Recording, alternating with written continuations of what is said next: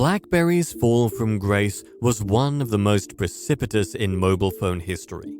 BlackBerry was once the world's fastest-growing corporation and the world's largest phone maker, long before Android and iPhones. So what exactly happened? How did BlackBerry, a firm as inventive and essential as it is, fail? To adequately explore this issue, we must first consider what was going on in the market when BlackBerry first began to gain traction.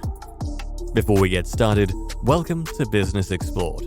If you like what we do, please subscribe and let us know you have subscribed in the comments. We are also on the lookout for more video ideas, so in the comments please let us know which business you would like us to explore next. Now back to the video. BlackBerry was launched in 1984 by a corporation known as Research in Motion, abbreviated as RIM, that specialized in modems and pagers.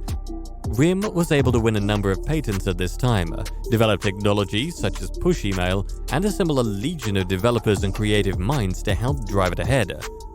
BlackBerry's first mobile phone, the Blackberry 957, was introduced in 2000. Its main selling point was that it was internet-connected, completely safe, and could send and receive push email.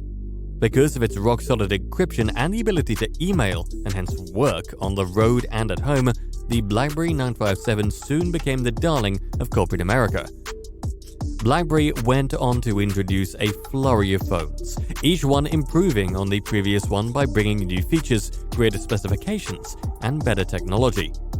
The company's footprint surged, fueled mostly by enterprises aiming to increase employee productivity, and by the end of the mid-2000s, BlackBerry was not only the world's largest phone brand, but also one of the fastest-growing businesses.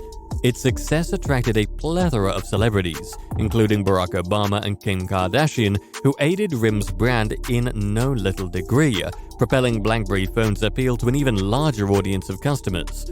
RIM had phones in every price range by this point, ranging from low-cost phones to high-end flagship models. But by then, the key to BlackBerry's phones was that they all had the same software and functionality. They all had BBM, the handset's most popular feature among youngsters, and they all used the same email and messaging programs. This was the feature that distinguished BlackBerry phones from other phones. However, BlackBerry's first real challenge arrived in 2007 when the first iPhone was launched by Apple. As explored in a previous Business Explored video, Apple was not the corporation it is now back then. Apple was a complete outsider at this point, still recovering from its disastrous performance in the 1990s. Although the iPod was a huge hit, the company's computer division was still a distant second to Microsoft Windows, and its phones had never been put to the test in the real world. Growth was modest at first. Part of this was due to the iPhone's high price, which was higher than everything else on the market. However, Apple was in it for the long haul. It understood what it wanted to achieve, and because of its expertise with iTunes and iPods, it knew exactly how to carry out a strategy that would propel it to the forefront of this fast-expanding mobile market. As previously explained, the iPhone, as well as the first Android phones, were the first arrows in BlackBerry's quiver. RIM was allegedly caught aback by Apple's initial iPhone, which was mostly due to Apple's design decisions. The phone was nearly all screen in comparison to RIM's BlackBerry devices. RIM engineers incorrectly predicted that this would be Apple's undoing, since the power consumption was too high. Besides that, we've identified 4 main reasons why BlackBerry failed. Firstly, the BlackBerry operating system.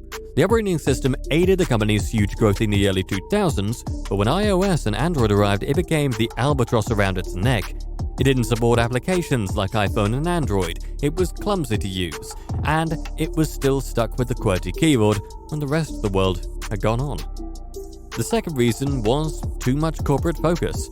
RIM only cared about enterprise users. It recognized that they were its bread and butter, but even when BlackBerry was dominating, it made no attempt to assault the consumer market.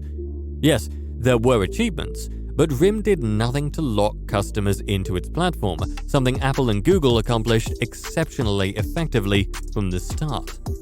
The third reason is its disastrous App Store. The iPhone and Android revolutionized the way people interact with their phones. However, they also transformed how people use their phones. Third-party applications sped up adoption and spawned new businesses out of thin air. BlackBerry failed to act. BlackBerry's app world featured just 17,000 applications at its height, which was terrible when compared to early versions of Apple's App Store and Google's Android Marketplace. The last reason was RIM's lethargy when it came to innovation. RIM was a significant power in the technological sector during the height of its prominence. During this time, RIM should have started leveraging its massive earnings to establish a clear strategy for going after and locking down the consumer market. It should have realized where the market was headed and begun development on BB10 earlier, rather than after the horse had gone. So, that was the history of the rise and fall of BlackBerry. Thanks for watching Business Explored. If you enjoyed the video, make sure to like the video, share and subscribe to watch more. Don't forget to check out the links in the description. See you in the next video.